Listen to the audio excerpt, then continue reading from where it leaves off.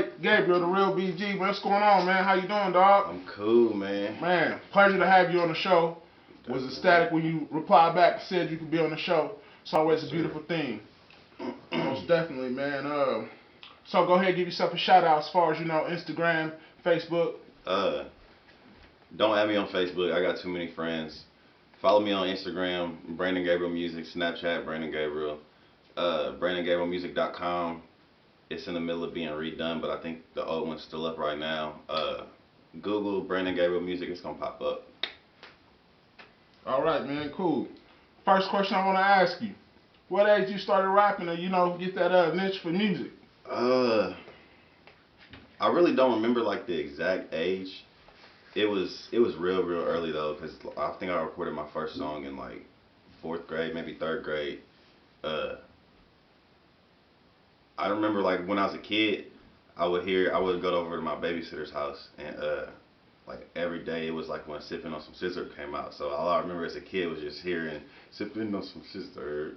And then when Grinding came out by Clips, that's what like set it off. I was like, I heard the beat and it was over from there. Yeah, that Grinding took on a new episode across all lunch tables in America. Pencil and pen. Folks had the bottom of their hand was red because they was beating on the desk.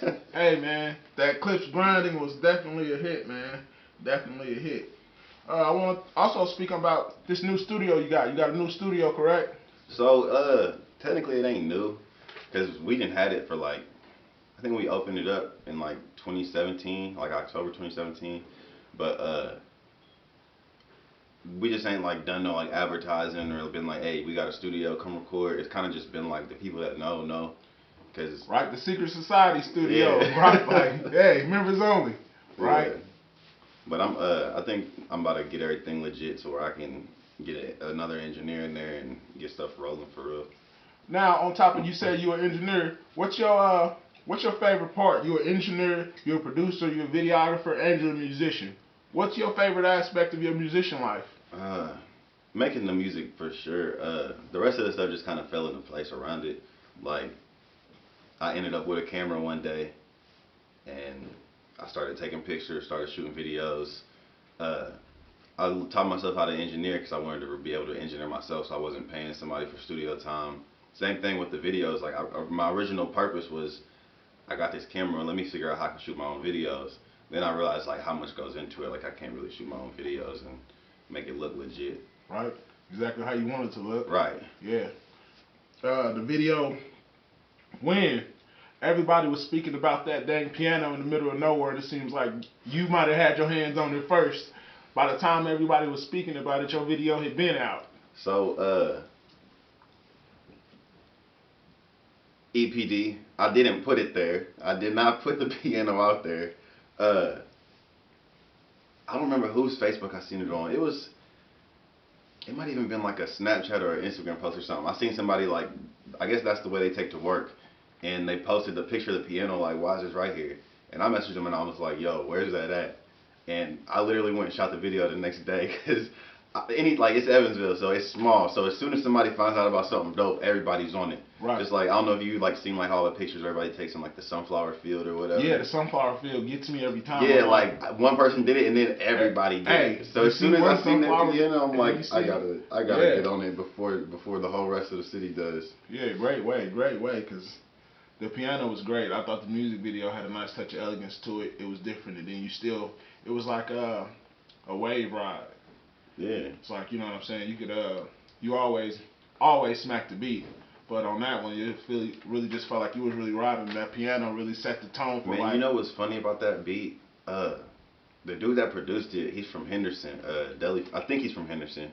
I just know him from some people I know from Henderson, so he may not even be from Henderson, but he goes by Deli Fresh. And he was in the studio one day, and I was engineering, I was recording somebody, and he had made the beat for dude I was recording. And afterwards, he was like, hey, bro, I like your music. I want to play some of my beats and see if you want any of them. So I let him play me a couple beats, and that one came on. And I was like, how much you want for this one? And he'd never sold a beat before. So I'm sitting here like, dude, I never sold a beat. Like, let me try to at least bless him a little bit. And I was like, how about $75? You know what I mean? It's a lease or a beat or, you know what I'm saying? Right. He never sold a beat before. I'm trying to get him some bread, or just whatever. Cause I think the session I had booked was like 2 hours, so I just got $80. I'm like, how about $75 so I can go get something to drink still with this little extra bread. Right, I still got a bread, still can do a few things. He was like, man, I never sold a beat before. I'll take 40, and I was like, here's the project for real. Actually, that was the second video I shot for that song.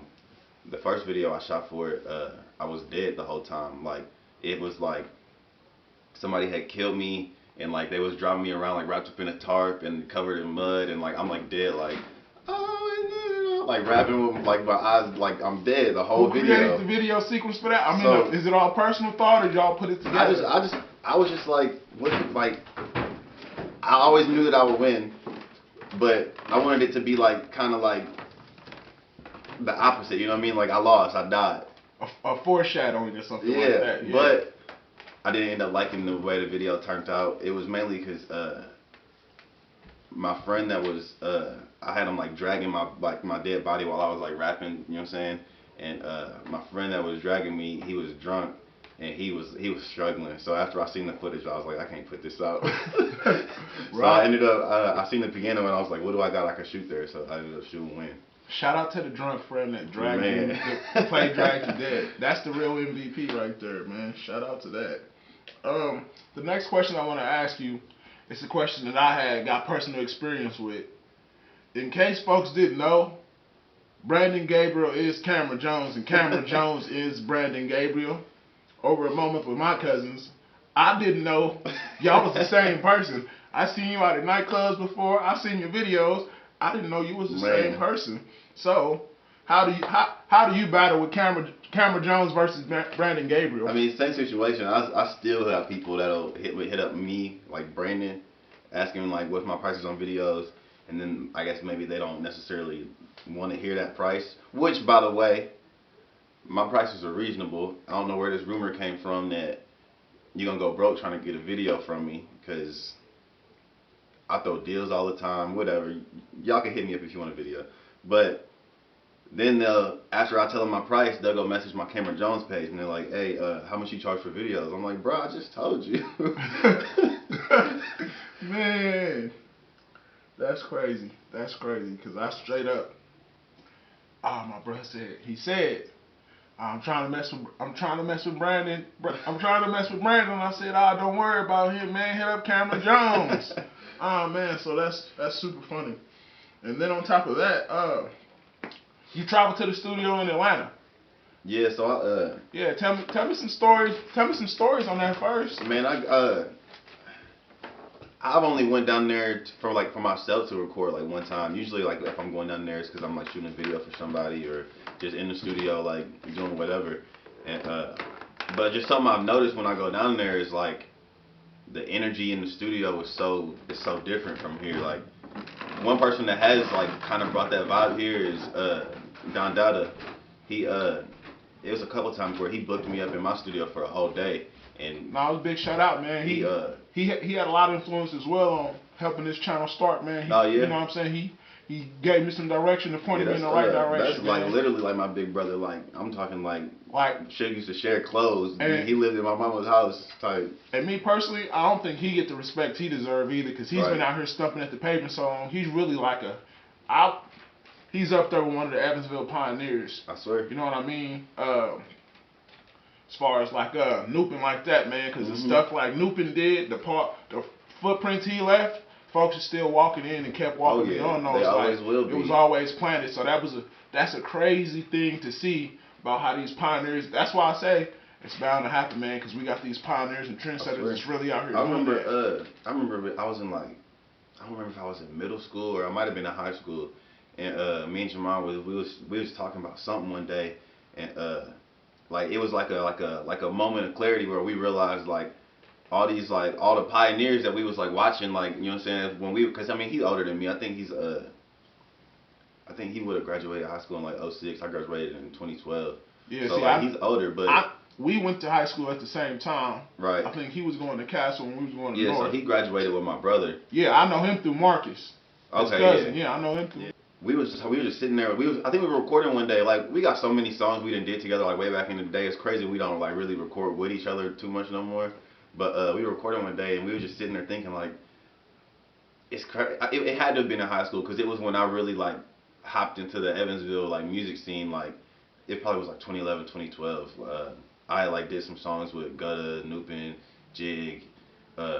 I had done stuff with Nicka D a while before that, and we were just sitting there, and I was like, it's crazy, like all these, like all the like pioneers, like the Evansville, like the big names in Evansville, like that's the homies now. Like it's not like because I mean, I'm a firm believer in like giving people their props. So that was people that like I looked up to, like Nicodemus, Jig, Gutta, Von Gutta, Jig, Von Gutta, man.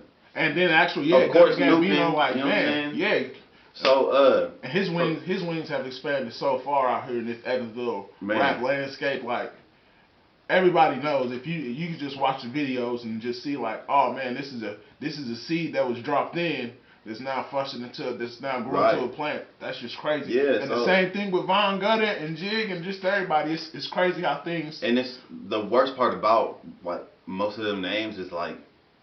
It's people that ain't even here no more, or they not on like it's incarcerated. It's RIP, like, and it was just like at that point when I realized like these are the homies now, like I can hit them up like, hey, come hop on this song, you know what I'm saying? Like that was kind of wild to me, and same plateau as them, you know what I'm saying? But they was real pioneers in their own right. And see, me and Nupin, we had gotten in the studio and we had started working on some music, but we never like finished nothing or put nothing out. And on his last CD, Tell the Truth and Shame the Devil, there was a song I was supposed to be on there, but he ended up finishing it quicker than, because it was supposed to be me and somebody else on the song, and the other person that was on the song was locked up. So he was like, when he gets out, we'll do a remix or we'll just do something else, because he really wanted us together on the same song. So we didn't end up finishing that up, and so I never actually got to like release no music with Nupin. And same thing with Von Gutta. We never really, I never really considered us like friends. Like we bumped into each other, like it was love. Like it was never like, you know what I mean? Like it was never static, like we was talking about earlier, where it was, you know what I'm saying? Right. It was no sort of beef or nothing. We just, you know what I'm saying? We didn't really know each other like that. It was a couple of times we talked, like just chopping it up, like tossing info back and forth. But yeah, that's definitely somebody I wish I would have had a chance to work with. He's definitely a big influence in the Evansville rap game. Yeah. RIP, he's no longer here with us. He's here with us in spirit, but he's definitely a big influence. You can see about, I'd say it's about 15, maybe 15, 20 guys just off his seed he planted, the Blue Wings, just off his little seed that he planted. And that's 15, 20 guys in Evansville. So it's. Speaking of pioneers, though, I gotta try to toot my own horn here, because and it's not even me that did it, but just so y'all know, I was the first person in Evansville with like a legit good music video, and like I kind of started a wave for y'all to kind of, you know what I'm saying? It was some music videos before mine, but I was the first one to come out here and look like I was supposed to be on a TV. Just throwing that out there. Thanks to Drew Newman, NU Films. That's what he used to go by. I don't know what he go by no more. He moved to Houston and we still chop it up. When was that plateau set? That was like 2011. I think I was a junior in high school. Right. And what high school did you go to? I went to Castle in North. Okay. I think I switched to North. Yeah, I was switched to North at the beginning of my junior year. So you graduated from North? Yup. Oh man. NHS Huskies alumni. Yes, y'all see what's going on up in here. Light skin on light skin. I know y'all gonna hate. Yeah. Yeah, man. Always a good thing, man. I also want to talk to you about your new documentary. So, what's the name of the documentary? If you could disclose. It's not even a documentary for me. Correct. It's actually, and it has nothing to do with music either. I'm shooting a documentary called Bear. It's a process that a lady, Susan Hyatt, made. It's kind of just like a 7-step process. She has a book. She's a life coach, and it's just a process for women to like just make their lives better and like stop dieting, and maybe you'll lose weight at the same time, just because it's, you know what I'm saying, it's making your life better. You're not spending so much like energy on like trying all these different diets and stuff, and I think it's really dope. And like I've done all her like videos for for the process or whatever. So I know like for me, even though it's like aimed towards women, like there's stuff that I'm like, dang, dudes go through that too. So it's a dope concept, and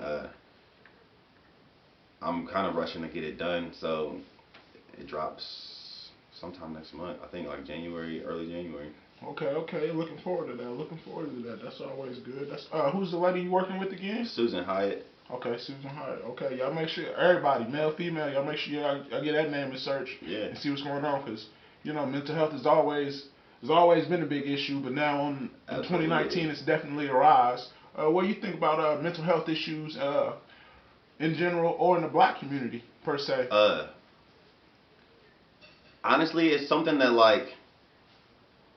For me personally, I think I have like really good like mental health. Like I just like things don't really affect me, so it's hard for me like to understand a lot of things like anxiety and like I mean I get stressed out. Everybody gets stressed out, but like anxiety and I don't know. Like to me, I'm trying not to word this to where people's gonna be like, what?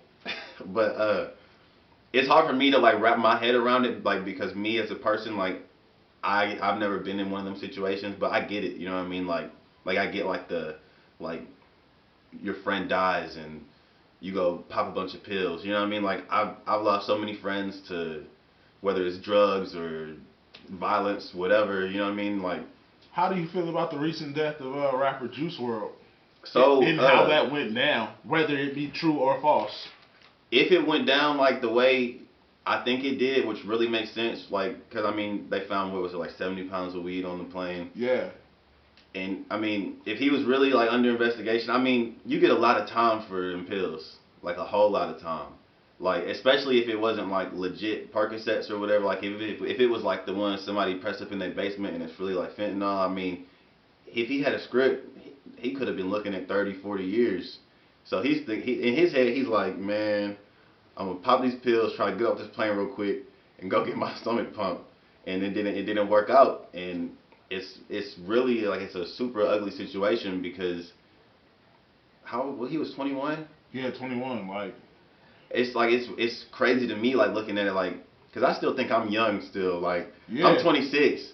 I'm 29. I'm approaching 30 on the 23rd. So like, it's like when I see somebody 21 in my head, I'm like, damn, we the same age, and I'm like, wait, no, that's a kid. Yeah, that's my thing. As soon as I see the age, if it's 22, like I tell folks, hardships in life, usually the hardest times of your life ain't until about 25. Yeah. You hit 25 on up, then you'll see who you are. Mm-hmm. But to 22, you still a baby for the most part, man. And when I was 22, I wouldn't admit that to nobody. I mean, in 22, your shoulders is back, your chest is down. I'm a grown man. Yeah. But no, like looking back, like even.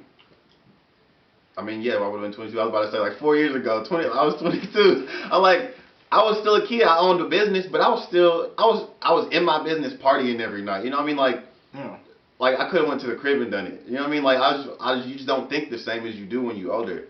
And I mean, in his situation, like it's a tough one. Like, do you risk it and potentially die, or do you risk it and potentially go to jail for the rest of your life?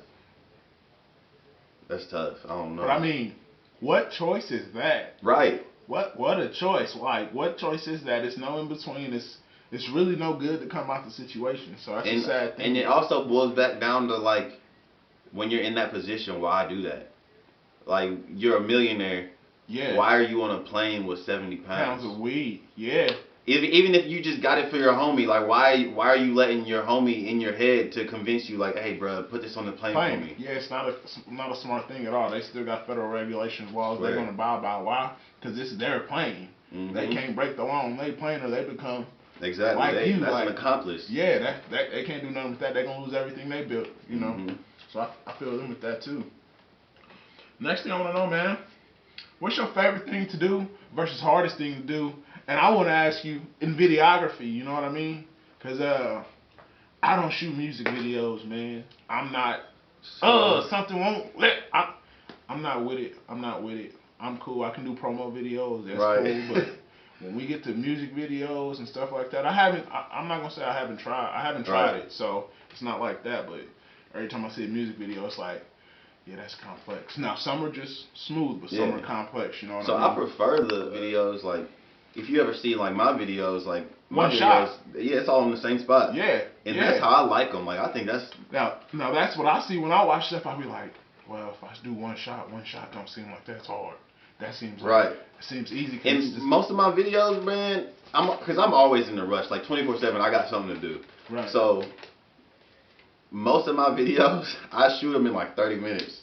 Like literally, I run through the song 3 or 4 times, do a couple of slow motion hand movements, and then I'm gone. Like yeah, because that's what I tell my friends. It's like I don't think it'll take that long to shoot a music video, because it shouldn't. It's just one song 3 or 4 times. But so look, that's what goes back to the hardest part for me about doing videos is doing videos for groups of people. Like if I'm shooting a video and it's like I'm thinking I'm just shooting somebody's video, and then I get there and he's like, oh, we gotta wait for my homie to pull up, and then he's really waiting for 10 of his niggas to pull up, and I'm sitting there like time ticking.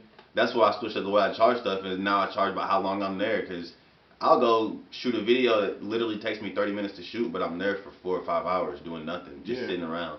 So that's the hardest part, is just like having to deal with people. And how is that, is having your own business since you was 22 and like learning stuff on the go, as you can say? Because that's with me. I'm learning most of this stuff now on the go. I really don't know appropriate charge rates and everything. You know? I think I shot my first music video in 2012. Like me, like shoot. Well, no, I'm wrong. I shot my first video for someone else in 2011, and that was before my like video that was actually good. I shot a video for Don Dada. I don't even remember what the song was. How many years have y'all been working together? How many concrete years y'all got? Him and my brother were real good friends when I was growing up. So like, I've known him since probably 3rd, 4th grade, because that's when I moved down here. That's when I moved to like Evansville, Newburgh, was in 3rd grade. And where was you born in? I was born in Virginia. I only lived there till I was 3. I was born in Norfolk, and then we moved up to Gary, and we bounced around a lot up there, like Gary, Michigan City. Okay. I probably moved like 10 times before I was in 3rd grade. Right. Then when I got down here, I moved like 10 more times. We moved a lot. Right. Say well seasoned. You've seen a few things. Yeah. Okay, that's always good.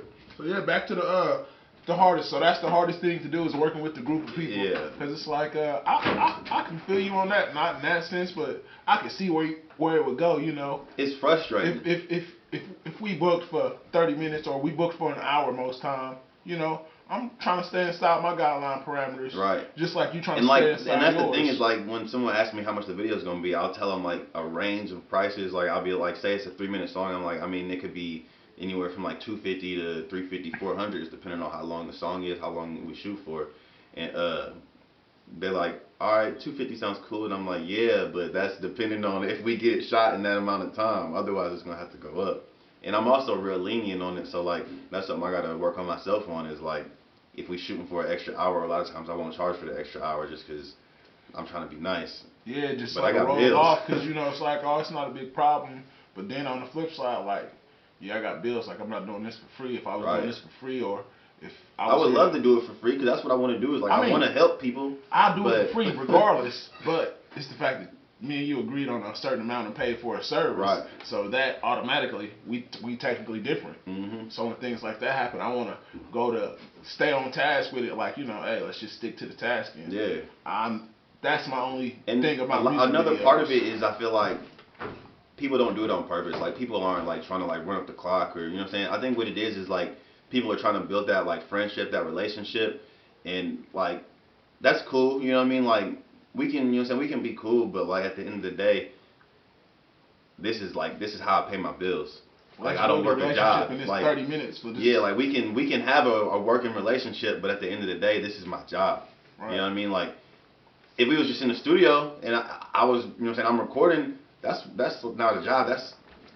I mean, I would love for it to be a job, but at the end of the day, at this point in my life, that's not a job. So I can spend time on that and just clown around, and you know what I'm saying? But when I'm doing a video, that's what I'm there for, is to do my job. Right. So what's your favorite thing to do? What's your favorite thing to do then, as far as still with the videography? I mean, my favorite thing is to direct, which a lot of people in Evansville, for some reason, they don't let me direct. It's like, everybody just wants to shoot it. I just shot so many videos at gas stations. I'm like, bro, do you realize like you don't have to shoot in the gas station? Yeah. Or when you watch your favorite rapper videos, it's 100 to 1 chance that he's at a gas station. Right. Because every time I watch videos, I'll be like, yeah, none of these rappers at a gas station, or if they do pull up, they not there at the whole gas station for the whole scene. They there at the gas station literally getting gas. You can go back and watch all the videos whenever they pull up to the gas station. Exactly. They're getting gas. Yeah, they might have went in and grabbed a piece of neon. They grabbed some swishers and neon and said 20 on 2. That's all they did, man. So that's crazy. I didn't show people videos like that I like got to actually direct, where the person was like, take my money and make me a dope video, and it was my vision. And they're like, bro, you shot this? I'm like, yeah, yours could look like this too if you let me. Yeah, just you know what you're doing, and that's another thing. Just said on the flip side, like people with doctors, people go pay these plastic surgeons umpteen amounts of money to do this specific job that they detailed and oriented. Do you think these people sitting here telling these people exactly how they need to do their job? Like, no, this is what I want done. What you want done? I want a dope music video. Exactly. All right, here it go. Yeah. So that's the thing. Let your money work for you like it does in everything else. Exactly. Let it work for you. That's always good to know, man. So, director.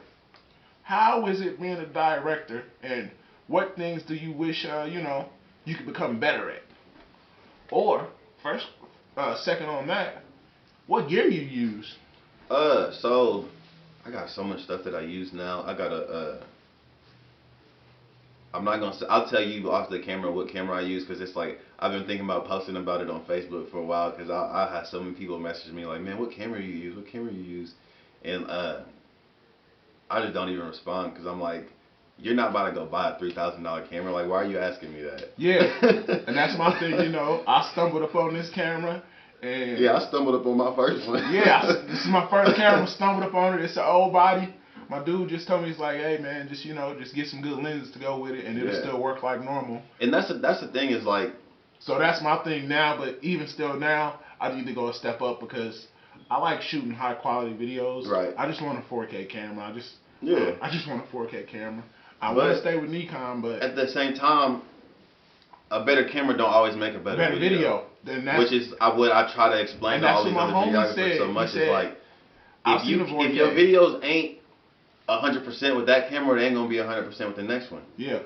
But at the same time, the quality will look better. Yeah. But that still don't necessarily make a better video. And that's what he said. He said, if you want to change your quality, cool. But buying a more expensive camera ain't gonna change what it look like if you don't know what you're doing with that camera. Exactly. So you gotta know what you're doing with that camera. Then just keep going. He said, man, just keep buying lenses. Just buy lenses. Just buy lenses. Don't change the camera. If it ain't broke and if it ain't completely outdated, don't fix it. Mm-hmm. Just keep buying lenses, because the lenses is gonna get nicer and nicer. It's always extra equipment and upgrades to get. Yeah. But yeah, I do shoot Sony. I use I use a gimbal stabilizer. Which A you using? Sony A what? I can't tell you on camera. Oh, I'll tell you off camera. All right, cool. But we got a good day. And it's not even like it's like a big secret, but like people just mess with me, like, and a lot of times it's like people that want videos, but they don't want to pay for a video, so they're like, let me just ask him what camera he is so I can have my homie do it. I'm like, bro, you are not about to buy this camera. Yeah. You're not about to buy the camera. Your homie's not about to buy the camera. If you could afford to buy this camera, you would buy my video. Yeah. Yeah, it's a two-way street. It's either left or right. I feel you. Let your money work for you when you're working with Cameron Jones or Brandon Gabriel. Same person, man. Same person. I also want to talk to you about City Lights featuring Kilo, man. We need to shoot that video. Yeah, because it sounds dope. I've heard it like 4 or 5 times. Every time I hear it, I get more and more into it. It brings me back to like a Kanye West. Kanye West, I think album 2. Got a good little feeling to it. And like you know that, what? you know I like the sound of that, because I feel like I sound like the Midwest. Yeah, you know most definitely. I feel like a lot of people try to sound like Detroit, which is Detroit Midwest? Detroit is Midwest, but Detroit is Detroit. Like I've always told folks. Okay. In Evansville, the South Side is the South Side, but Oakdale's a whole different monster. Right. So hey, like that's the South Side. Yeah, so like Detroit Oakdale. is Midwest, but I feel like Detroit sounds like Detroit. Yeah. I feel like Chicago sounds like the Midwest, but Chicago has them like standout people. You know what I'm saying? Like the people that sound a little different. But with Evansville being right in the middle of the Midwest, I get why people sound like everywhere else. You know it's a transport city. Yeah. You know, it's a transport city. Or I stopped and got gas and found out rent was really low. Yeah. You know what I mean? Like, man. Like I was driving from St. Louis. Yeah. And I stopped in here. I had to get some gas. I was in Henderson. I drove across the bridge, and I seen a sign, $400, and we pay your extra. Yeah. You know what I'm saying? So here I am. Yeah, that's how it is. Really, that's kind of how I ended up here. My dad was working up at U.S. Steel, and then he ended up like getting a job at Alcoa. They was paying him more, so boom, we moved down here. Right. Okay, man. That's what's up. That's what's up. Always good, man. Which one of your family members has made a big influence on your career, or if all of them, if you would like to say?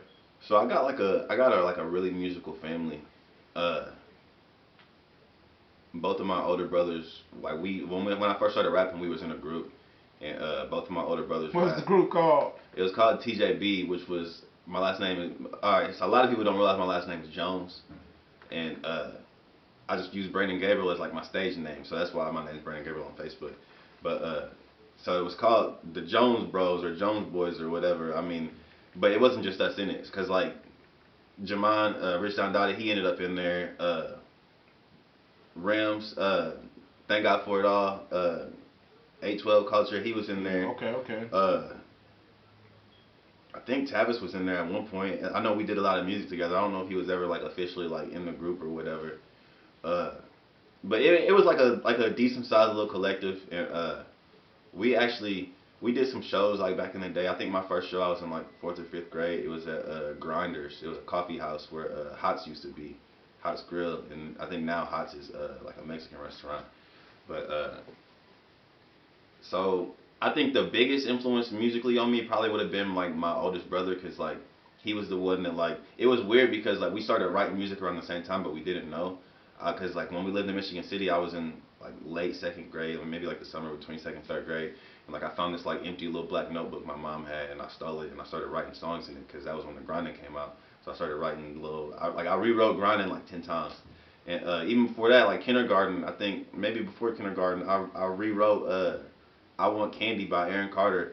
And it was this girl I liked named Brittany, so I wrote it as I Want Brittany, and I gave it to her. You know what I mean? So when notes was in? Yeah, so like me and my brother, we just started writing at the same time, and then one day they downstairs recording, and I'm like, what y'all doing? So I actually didn't get on a song until like probably like a year after my brothers had already been recording, because I mean I'm a little kid, like I didn't even tell them I was writing music. And then finally everybody was asleep. I got on there because I just been watching and learning how to record, just watching them do it. So everybody's asleep and I'm downstairs recording, and then my brothers hear the song the next day and they're like, bruh, you in a group. Right. So that's when I really started like really rapping. And my sister used to rap. She can sing a little bit. It's crazy because my little sister, she's a year younger than me, and like I would always write her music for her, and it would be like, I don't know if it was like niggas like in her inbox like trying to holler, or like just because they hating on me, but they'll like message her like, man, how you rap better than your brother. Little do they know I'm writing her music, like recording it so that she can hear it and then just repeat what I'm saying. Right. And my little brother produces. He's a super dope producer. He mainly does like EDM, like dubstep stuff. But like, if I get him in the studio, I can be like, do this, and this, and it's gonna be exactly what I want. Same thing with my not my oldest brother, but my older brother. He's a dope producer too. And like, my dad DJs. My mom's a preacher, and I mean, she be singing in church. You know what I'm saying? So like, I got like a really musical family, and always been musically inclined. Yeah, I mean, I remember probably before I was rapping, I might have been 4 or 5 years old. It might have even been before kindergarten. My mama had us. When we lived in Gary, she had us in there like the Jackson 5 every day, practicing singing songs. Like she was writing church songs. Like, right, everybody's in the church choir. I'm like, Mama, I don't want to sing. Right, man, that's what's up, man. Always great, always great. So I don't know if you heard about it or not. Everybody has, man. What's up with the Nick Cannon versus Eminem? How do you feel about that? And what way is it to go?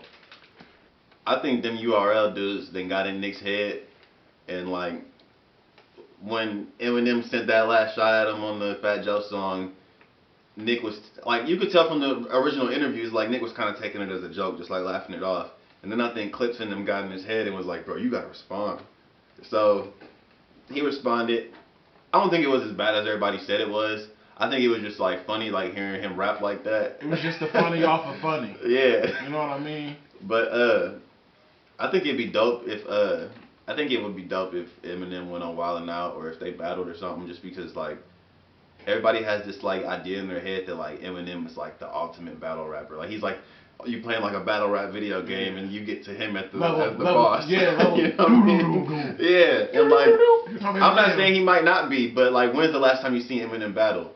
Yeah. It was probably before he was famous. You know what I mean? Like they seen 8 Mile, but that's and go off 8 that. Mile, yeah. Yeah, go off that. Like, hey, y'all, it's a movie script. It's supposed to go like that. I think these modern day URL battlers might tear him up. Like right. If Eminem was to step into URL, I think he might get tore up. Because I mean, Cassidy. I thought Cassidy was the boss, the boss battle rapper of the video game, and then he went and lost, and that changed my whole perspective. Yeah. Like I used to like I remember back in the day I was a big Serious Jones fan, and when Serious Jones came back and started battling, he lost, and I'm like, dang, all these dudes I thought was the greatest battle rappers ever is getting tore up by the new kids. Yeah, every time I go to the homeboys' house, that's all they own. Like, bro, what you over there watching now? Like, and see, it's crazy because like I'm real into it, but I ain't never like got it on pay-per-view or nothing. I never even thought to do it, but yeah, I've never got it on pay-per-view. None of that. It's just always when I go to one of my homeboys in particular, he have it on the show. He'd be like, bro, this dude spazzed on him. I swear, I like them the tag team battles. That's like my favorite ones to watch right now. They're getting better, and it can only go up too. I swear. At first we always used to watch the URL series on YouTube. Mm-hmm. Now we literally can stream it from anywhere. I swear. We know what we watching, know what we want to watch, and then like you said, it's a pay-per-view.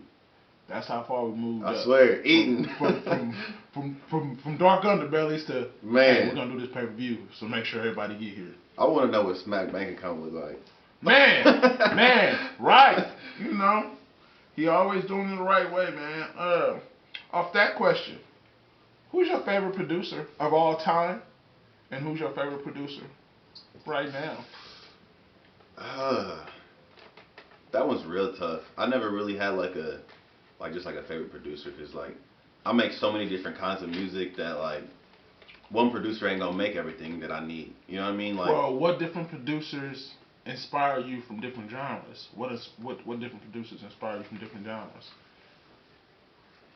I don't even know that it's like specific producers. It's like I get more inspired by like just like the sound, like, right? Cause like I mean, like say Zaytoven. I'm not saying like that's like one of the producers that inspire me or whatever, but like say Zaytoven. There's so many producers that like build their sound kind of like his, and then like 808 Mafia, Southside. There's so many producers that sound like, you know what I'm saying? They like there's like specific sounds that to me it's like I might hear a beat that kind of sounds like a Kanye West type beat, because I mean type beats is what everybody's searching on YouTube now. But I feel like there ain't really like one producer that's doing it. You know what I mean? Like even growing up, like getting beats on SoundClick, like I remember it was Superstar O, Johnny Giuliano. Johnny Giuliano. Yeah. Man, I remember I was on some Kane beats before he even produced for Lil Wayne. You know what I mean? Like all these big producers, like I was watching them come up, and it's weird, like, because I'm like, dang, if I would have, instead of buying that lease, that little $20 lease 10 years ago, 15 years ago, if I would have bought the exclusive, I might have been friends with him when he blew up and was producing for Lil Wayne. You know what I mean? Like, right. It's so many situations like that where it's not really like a producer necessarily is like my favorite producer, but like that type, like, cause I don't know, man. It's hard to explain because I do so many different kinds of music that I've never gravitated towards like one sound. You got your own sound. I like to think that, but at the same time, like you could send me any beat, and as long as it's a dope beat, I can make that type of song. Okay, well, what's your favorite beat to work off of? Does you so really currently?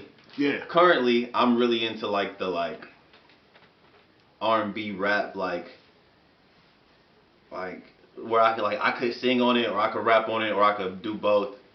I remember at one point I was into like the fast like just bar for bar for bar stuff. Like um, I would say right now I'm kind of on like I don't want to say vibe, because like I feel like when you like say like you on like vibe music, everybody like thinks like Atlanta, like, you know what I'm saying, like yeah, like I had a conversation a few weeks ago here with the Angry Nerds, and it's melody.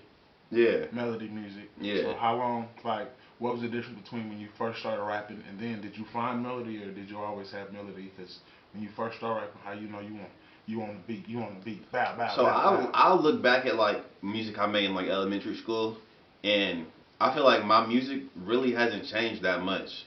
Like, cause even in elementary school, I was singing on some of my hooks, and then rapping, and then rapping, and just the more and more I did it, the more it kind of developed into like where now I'm like every song I'm probably singing on one part, or every song I'm singing to some extent. You know what I mean? Like I remember I was probably in 5th grade. I did a song called One Man Band, and if I listen to it right now, it might sound like something from today, because like I had like the light auto tune on it, and I was like rapping, and it's weird like watching how stuff like circles around, because even though like my music's always like been like more lyrical than just like whatever, you know what I mean, the sound of my music I feel like has always been like I always felt like I make good music, like not just, you know what I'm saying, like I'm good, you know what I mean, but I feel like I've always made like a song where you can hear it like top 10, you know what I mean. There's certain types of music I feel like I love it, you know what I'm saying, but to me it's never like a top 10 song. Like I'm trying to think of a good example of an artist that like I love their music, but like they just don't make music for like top 10. I mean, it's a lot of Atlanta artists, like what's that new kid that is signed to Thug, uh Lil Key, is that his name? Yeah, Lil Key. Key. Or hold on, let me get his name, man. Let me get his name. My sister listens to his stuff all the time. Dang, I forgot. Or even like Lil Durk. Like Lil Durk's dope. Like I love Lil Durk's music, but you don't see Lil Durk #1 on the Billboard. You know what I mean? Right. Because he makes a certain type of music that just doesn't reach that level. Yeah. And I feel like I've always made music that could reach that level, like that type of music. Right. Like I always felt like I like if you were to like bunch me with some rappers, you would have to bunch me with like J. Cole and Drake and Kendrick. You know what I mean? You can't bunch me with Young Thug and Future and, you know what I'm saying? More diverse sound. You don't got just like sound. I can hop on any beat, and it's gonna be like a hit record. It's not just gonna be a good song. Is that more like we almost contrast, but we almost compare that to you know, like 2 Chainz, or how he's diverse with most of his music. Yeah, like 2 Chainz. 2 Chainz is dope. Yeah. And same thing with me, like not trying to like compare. You know what I'm saying? Of course I'm comparing myself, but like when you listen to 2 Chainz music right now, if you go back to Play a Circle. Yeah, Play a Circle. Doubleback Boys, he still raps the same way. Yeah, nothing's changed. Yeah. And yeah, that's what I'm trying to get at, is like, it's just when you're dope, you're dope, and if you can do everything, then do everything. Right, man. Don't ever hold yourself back. You're right about that. So you filmed a movie with Steve Maximus. Yo. Big shout out to him. What's the movie called again? It's called Veracity. Okay, big shout out to Veracity, man. Yeah, it's a horror movie. How is that? I think I seen a few snippets of it, but it was a while back when it was one truck trailer scene. I think he posted on his website. Bro, we almost died. Yeah, did y'all? Because he filmed it, and I was looking at him like, Bro, we're loading these pigs up onto this big old pig loading truck. Like, I mean, I don't know if you ever seen like a pig in real life, like a hog. Yeah.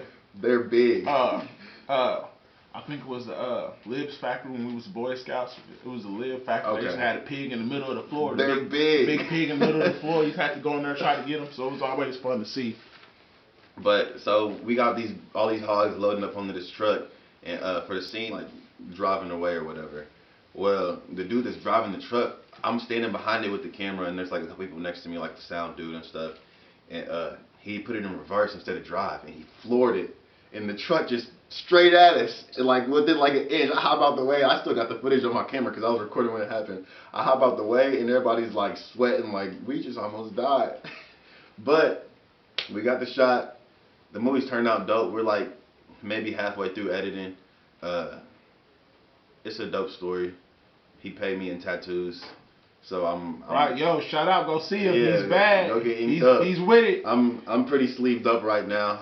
We about to start on this arm here in the next couple weeks. Steve Maximus, go look him up. Yeah. So how is that working on is that your first film? Oh, by the way, is that your first film? That's my first time shooting one. I edited one for someone a while back. So it's your first time being full blown director for the film. So I wasn't really the director. Okay. Steve directed it. Yeah. I'm not good with my all these like camera terms because I taught myself all the camera stuff. I didn't, you know what I'm saying? I didn't go to school, so like I don't know like assistant director and camera person one. Like, I don't know all the technical names for it or whatever. But so I was just the camera dude. Right. And I mean I helped direct. Like if there was something I caught or something I like saw a certain way, Steve was real cool about like letting me like put my own taste on it. You know what I mean? And it's dope, man. I'm excited about it. Was the work more tedious than a regular music video? Like, oh yeah, you know? I mean we had take 1, take 2, take 3, take 4, like over and over again. Okay, like, what was the last take you could say you seen? I mean, so there was 30 something scenes I think the whole time. Okay. And for each scene there was multiple takes because we had to get it right. And like some of the people in it were like it was like their first time acting. Everybody did good though. So at least 5 to 8 scenes per take. Yeah, well takes per scene. Yeah. I think at one point, I think 8 was probably the most. There was a couple where it was like one take, and I was like, that's the one. You know what I mean? But the long days were real long, and then there was the days where everything was just smooth. Because I mean, and we also were on like a weird schedule because I mean everybody was working and stuff. So we were only shooting like Mondays and Tuesdays, and it was from like we would start filming at 5 o'clock, and then it was some nights I didn't get home till like 1, 2 o'clock, and yeah, them were the 8 take days. How was it working with numerous people instead of when you're just usually working by yourself as the one man videographer out there with the gimbal? So it's dope. It's dope like having like a sound guy and like a set coordinator and you know what I'm saying, just people to set up the lights and get everything right. It's I wouldn't say it's hard for me, but it's like it's different for me because like I'm so used to being in control of everything. Like even on the documentary I'm shooting right now, like I'm setting up 2 cameras, all my lights, and I'm running the sound myself. Just because like it's hard for me to find like not necessarily someone I can trust to do a job, but like someone that can do the job to my standards. Yeah. So to seize your vision and not only seize your vision, but can actually put your vision into it. Right. Like, it's one thing to talk about it. It's another thing to do it. Right. So I wouldn't say I prefer to be solo, but we got lucky is how I put it. Like for our crew on Steve's film, we got lucky that like everybody's like attitudes matched up and everybody like had worked on different sets before and like it just everybody knew worked each out. other. Well, not even that. Everybody didn't know each other. We I didn't know anybody, honestly. Y'all had one common. Everybody knew Steve there. Right. So as long as y'all got the common denominator. And yeah, like so there was no like personalities clashing and everybody knew their job, so it worked out. I think we got lucky. Yeah, man, that's super good, super good, super good. Who's your favorite artist in the city of Evansville as far as a musician? Besides me, I think my favorite is my dog Kizzy. He's like part of my group, and I remember I had an interview a while back, and I said something like I want him to be better than me, like that's how dope he is, like that I could see, you know what I'm saying, and I feel like I'm the dopest artist in the world, you know what I mean, right. But like he's like I don't know, right? It's like when me and him do a song together, like I'm turned, like right, turned all the way up. Yeah. And then Dutchie, like, she's, I mean, like, bar for bar, she's colder than at least 90% of the city. And the crazy backstory about Dutchie I have is back when I used to run around with the motorcycle outfit, I used to always see her, and I seen her at a party, the State Runners party they throw annually. Seen her, and every time I see her, because this is when she first started rapping, she was like, "Yeah, I'm a rapper," and I was like, "Yeah, all right, like everybody, everybody's a rapper." Like, okay, hey, spit me a verse. And she got the flow. She was okay. Came back, boom, boom, boom, and I'm like, all right. And then years later to see all of this, it's like she's really been out here bodying it, and she's nice, and she works. Yeah, and constantly in the studio. Every time you see something of her, she's constantly in the studio making moves, and it's always good to see that. But like I was gonna say, she's not bodying stuff just on a female artist basis. Right, she's bodying it as an artist. Like, I hate when people say like, yeah, she's the dopest female rapper out here. I'm like, no, bro. Yeah. She's harder than y'all. Yeah, and that's the thing, like. How we were talking about off-season about showcases, and I've been talking to a few other people about putting together a rap battle. Or not a rap battle, but it's still in the same thing, you know, a rap showcase in here. It's like, bro, let 3 or 4 DJs come up here, set up shop, show them what time it is, how they DJ thing. Man, that's probably how I and how really these rappers got, like, come up here, and, you know, and it's still our city and our stuff. Just come out here, everybody have one day. And let's see what everybody got. And it's not nothing hard to do. I think a showcase is really what, like, kind of, like, pushed me into, like, the, like, level that I am, like, in the rap scene in Evansville. Is because I think it was 2011. I rented out Icon, and I did a showcase, and I had, like, probably like 15, 20 artists on the list. And it was packed. You know what I mean? Like, it was, the whole night it was packed. It was a dope show. I think I had Jones Capone DJing, but it just ended up, like, after that, like, I kind of started turning into, like, a household name almost, to where, like, after that show, Icon was like, hey, we want you to be our DJ. Like, it was like, they seen the people I brought out, and they were like, okay. Yeah, he really bring the crowd. We gonna snatch him up real quick. And see, that's one thing as well, because we go around the city, and it's a lot of folks that bring the crowd out, but we still bring the crowd out to places places we renting out, the venue and stuff like that. When, you know, if somebody just got one venue, or everybody just really, like I always say, really just decided to work together, we could always, you know, everybody put the seatbelt on. We in the same car. Speaking of cars, when we was talking earlier before the camera started rolling, that was where I was going with my analogy on when we was talking about, like, how, like, between the artists in the city there ain't beef or whatever, they're static. Right. And that's what I was about to get at, was like, it's like everybody's leaving the bar together drunk. All the rappers are drunk, leaving the bar. But everybody thinks they're more sober than everybody else, so they should be the one driving. Right, and that's a crazy analogy, but a good twist to pin on it. Because as soon as you say it, you can be like, oh, what is he talking? I know exactly how that feels. Yeah. Man, you like, good no, to drive? bro, I'm more sober than you. Let me drive. You good to drive? Like, bro, I'm good. Like, pulling to the Kanoko, bro, he almost smacked the phone. Like, it's 4 a.m. I don't know if we gonna make it home with Buddy driving. So that's a good analogy too, especially with the Evansville artist. And I try to tell myself that I'm not thinking this way because because I'm the same way. I think I should be the one driving, but I think I have better reasoning behind why I feel like I should be driving, because, like, and I could be wrong. I mean, I'm not gonna say I'm 100% right. Like, this is why I should be driving. You know what I'm saying? But I feel like the whole city should get behind one artist, even if it's just for a couple months, and just push that one artist for a couple months. And I feel like the only reason I say it should be me is because I'm the only artist in Evansville that doesn't have to pay for studio time, doesn't have to pay for videos, doesn't have to pay for graphic design. You know what I'm saying? Like, I can create all my own content, all my own media, and I think I make dope music. But from another artist's standpoint, the rapper that has the money to do that, you know what I'm saying, he could say, well, I got the money to do that anyways, it don't matter. Like, let me drive.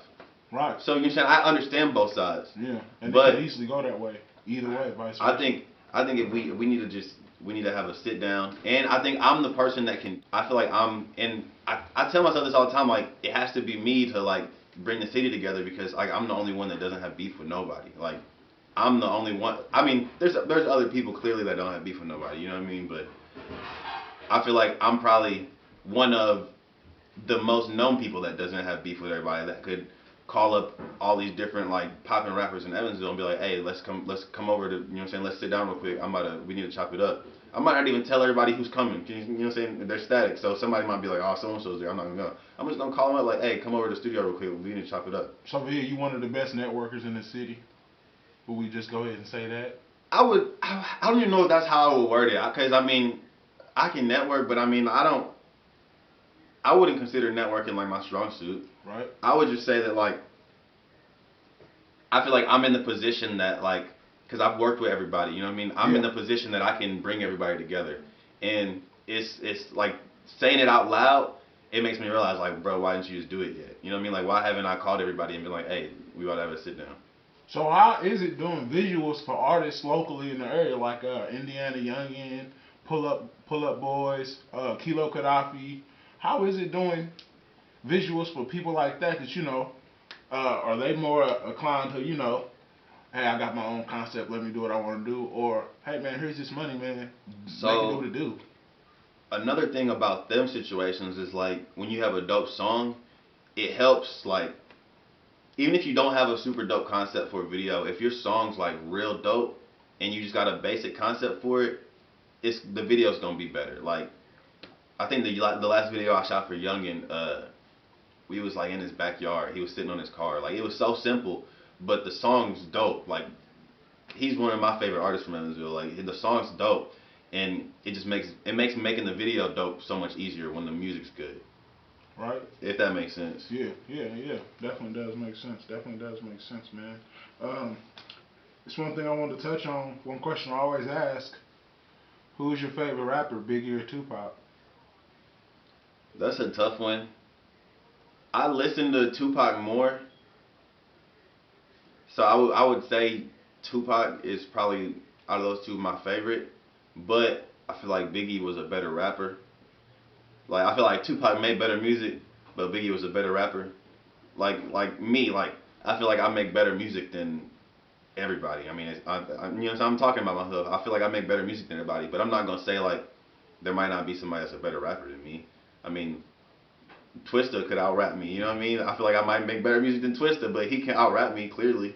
Right. So, I mean, I feel like Biggie was a better rapper, but I think Tupac, his artistry was better. Okay, Tupac for the artistry, bet. Here's another big question I got for you, man. How do you feel about the Renaissance age of rap? That's what I'm calling it. It's the Renaissance age of rap, where everything is going back to lyrically content. Your lyrical bars matter. The beat's fine, but the lyrical bars matter. Bring back the lyricism in rap. 2020, man, bring it back. I think that's what our city needs, because I think the dopest artists in our city are lyrical. Like, for sure. Like Kilo, Youngin, me, Kizzy, Dutchie. Like, Dutchie, she makes the turn up music, but I mean, she'll go bar for bar with anybody. Like, she can get on whatever, and that's what it's gonna be. Yeah. Even Jaman Don Dada, I've been rapping with him for years. I know he can get just as lyrical as he wants to. You know what I mean? Like, I'm trying to think of who else is real lyrical out here. Man, Tavis need to get back on his grind, man. Tavis been playing. Yeah. He been dropping, so he's back to working. Cause when I was talking to Cuz, I was talking, he always tell me like, man, I really been out here for a long time. He has. Folks just don't know. And then by then, I went by a different name. I went by Tavis the Youngin, because that was in. He said, everybody that's working now, I worked in when they first started. I swear. We was all working together when we first started. Folks just don't know. Like, I wasn't the main man, but I was always in the room. Mm-hmm. And it's like, he said, you can say what you want to say, but that's facts. And he said, you know, folks get on here, that you'll eventually find out. And see, Tavis can get real lyrical too, but you gotta make them. Cause he'll get in there, he'll freestyle. He's and that's he's his crazy. big thing. He's that's his freestyle. thing. Every time but he look, if he get on the song with me, he'll tell you he gonna write. He knows better. He gonna write. Right. Yeah, that was just dope, man. Man, good. Always good. Always good, man. I feel like I'm forgetting somebody though. I don't want to like leave somebody out. And what's some of the funnest things you've had? What's the funniest things you've had happen to you in the studio? Not it be with the local artist or anything, but just one of the funniest moments you had in the studio or something like that. Funny or funnest? We'll go funnest. I feel like a lot of times when I'm engineering, like if I'm engineering like a dope artist, like the vibe is like it's so much different than when I'm in there working. You know what I mean? Like, who's a good example? Like when I'm recording Juice and Slow Down, like they get in there and like it's a vibe the whole time. You know what I'm saying? Like we're clowning, you know what I'm saying? We might be turning up a little bit, and like the music comes out dope too. So like when I get in the studio with certain people, it's just like the vibe is like sometimes I don't feel like I'm working. You know what I mean? Like so that's probably the funnest part is just being able to like record with dope artists and make my job not feel like work. Right. That's a fine line too. Fine divide.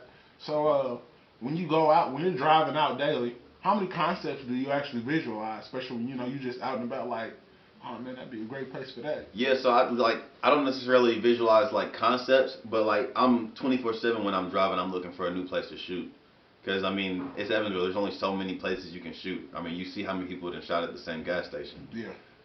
So like I'm constantly looking for different spots I can shoot a video, and I shot a video not that long ago for Azariah, who's also real dope, real lyrical. Like super dope. He's younger. I think he's only like maybe 18, 19. So check him out. Azariah, Azariah. He like, it's funny. Like I'll be editing videos and my girl will be like chilling somewhere around me, and sometimes she'll hear a song and she'll be like I know that she likes the song. Like she'll be peeking up like trying to figure out who it is. And I was editing one of his videos and she was like, "Who's that? He's dope." And she don't say that about everybody. Right. So, but he had called me and he was like, "Hey, bro, I think we should add one more scene to the video, blah, blah. You got any spots?" I'm like, "Duh, I got spots." So I pull up, I tell him, meet me at like this little spot where I drove past and I just thought, like, dang, that'd be a dope place to shoot. And he was like, "Dang, bro, how you find these spots?" And I'm like, "Bro, literally every time I'm driving somewhere, I'm looking for another location." Yeah, that's dope, man. That's dope. I always wanted to get an insight on that because everybody's is different. Mm-hmm. So I always get to get an insight on that. And you do 40.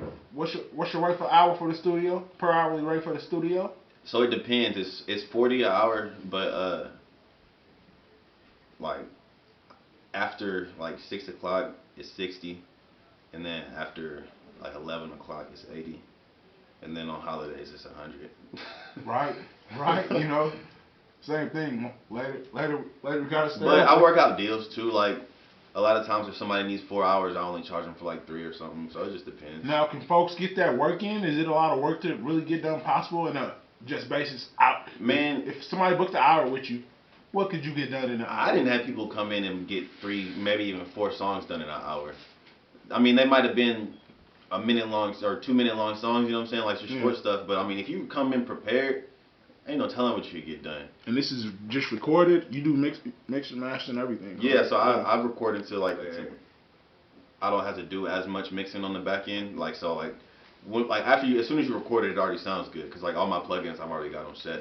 And then all I got to do is just adjust the EQ depending on the voice. Oh, so it's like a preset. Levels. You got a certain preset you already hit, and you just go off that preset. Exactly. Yeah, that's always dope. Super dope, man, to have that. And I didn't gave my template out to a couple people, but I can't give away all the secrets. Just give away this secret, or not this secret. What's your favorite plugin? I don't got a favorite plugin. What I do till now is I used to use all the Waves plugins, and I just recently switched over to using Slate, and I pay like $15 a month. It's called like the Everything Bundle, and one of the plugins is the Virtual Mix Rack, and basically it's one plugin, but it's got like 50 plugins inside of it. And I mean, you can only set a certain amount. I think you can set like 7 or 8. And that's like the only thing I use now. I put that on all my vocals, and then I do just the standard, you know what I'm saying, like reverb, delay, you know what I'm saying? But yeah, I technically it's one plugin, and it's just got plugins inside of it. How is it working with your sound while finding other sound? Let's say if you worked on a project together with somebody, how is it vocalizing? So that's something I've actually noticed is like my music sounds better than the people, like not everyone's, like, but from certain people's music that I record, because everybody's voice is different. So like I'm so used to recording my own voice that like my music, you know what I'm saying, is straight, like 100%. I know it's good. Slow Down and Juice, like their music, like they, and another part of it is just how you project yourself into the mic. So like when you got like a good mic presence, your music comes out sounding better, and like their music comes out sounding dope. Like I don't hear nothing in it where I'm like, dang, I need to change that. But then there's certain people that'll record and like 2-3 weeks later I'll go back and listen to their song and I'm like, dang, I could have mixed that better. But it's not even that I mixed it any different. It's just that I mixed it how I would have mixed mine. So like sometimes I need to go back in and tweak it. But I'm not gonna go back in and tweak it for free, because I mean, if you was in any other studio, you just paying to record. You ain't paying to get it mixed. So if you need me to go back in and mix it again, you gotta pay me to mix it again. Right. I also want to touch on what we was talking about off camera with the studio in Atlanta and taking the whole carpool down there, man. Taking the whole entourage, man, we gonna do man. It. Actually, it's speaking of like the carpool aspect of it. Man, it was like when I was traveling a lot with Jig, we'd be like 4 or 5 cars deep, and it's only 4 or 5 people, you know what I'm saying? Just the look of it, you know what I'm saying? To have 5 cars pull up to a studio, and everybody's looking out like, who's this? You know what I mean? But we pull up 5 cars full, you know what I mean? 20 artists from Evansville going to whatever city, Louisville, St. Louis, Atlanta, LA, you know what I mean? If we just start moving as like the whole city, we all start moving together, we go book a whole day in the studio. I mean, they throw deals when you book that much time. Like, I was just down in Atlanta and I was shooting a video with LP and Jay Fizzle. Fizzle booked 36 hours in the studio. I'm not gonna say the rate they gave him, because I mean that's on them. But what was normally $100 an hour studio was way cheaper than what it would have been. You know what I mean? It's like everything else, you know what I'm saying? Yeah. I wouldn't go like that, but you know, why go to Walmart if you can go to Sam's and get the bundle? You know what I mean? Go ahead and get the whole package, and it'll save you some. I swear. So that's something I definitely want to do, is just, even if it's just like 10 of us, just like the 10 people that's serious, because it ain't like it's gonna cost a lot of money to drive to Atlanta and get a hotel for a night and book a studio for a day. Like, if everybody got $200, that's all it's gonna take, and 10 of us pop up and we do it more than once, they're gonna be like, man, these Evansville niggas is on to something. We don't need to drive down there and record. We got studios here. But I go down there and I go to Mean Street, I run into DJ Drama. You know what I mean? Like, you ain't gonna run into DJ Drama in Evansville. Yeah. We go down to Patchwork, run into whoever. You can run into anybody in Patchwork. It's always the look and network. You know, you can only do so much looking and networking. Even if you don't like physically run into the person, they gonna see you. Yeah. Like when I went to Mean Street, I went down to Mean Street with Gutta. He was doing his he was getting the Money Bag Yo feature. We was in Mean Street, and I want to say it was that night. We're passing one of the rooms, and Uzi's in there, Lil Uzi, and he said, like, he didn't know who I was, but when I blow up, he might see me and be like, oh, I remember seeing him at Mean Street. You know what I'm saying? Like, just that little stuff, like, whether just, even if it's barely any impact, I feel like if the whole city shows up in another city, they gonna notice this. Man, well, always good for that input, man. Everything you gave today was straight jewels and straight knowledge, man. I really do appreciate you coming on the interview, man. Brandon Gabriel, a.k.a. Cameron Jones. It's the same person, y'all. Yes, sir. It's the same person. And hey, I don't even think that's his real name yet still, y'all. I don't even think so. Thanks for coming on the show, man. MUHLARKEY with Markie. It's always a pleasure having you, man.